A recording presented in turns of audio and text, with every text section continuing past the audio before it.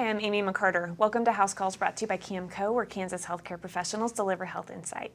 Today I'm speaking with Dr. Vance Lassie of Holton about athlete's foot. Thanks for being here today. Thanks for having me. What is athlete's foot?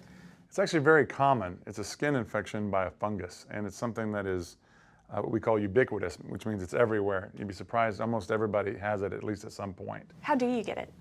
It's actually infectious, so you can pick it up off of pretty much anything. I mean, everyone kind of knows you can get it from like the shower, at the gym, or the swimming pool or something like that, but it's just a fungus that you pick up the spores on your feet off of, the floor wherever you're walking.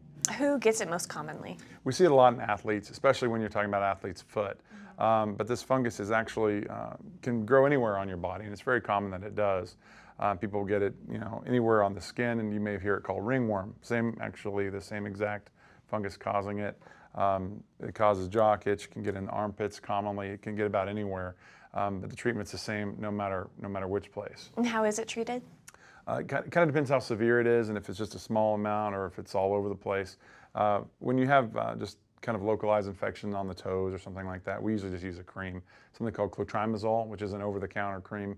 Put it on a couple times a day to clean dry skin, and after a couple of weeks, that'll usually clear it up. How do you avoid getting it in the first place?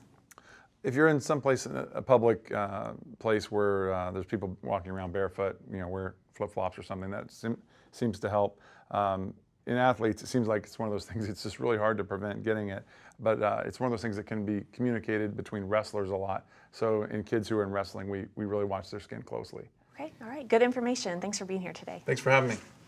Please join us next week for a new health topic discussion on House Calls.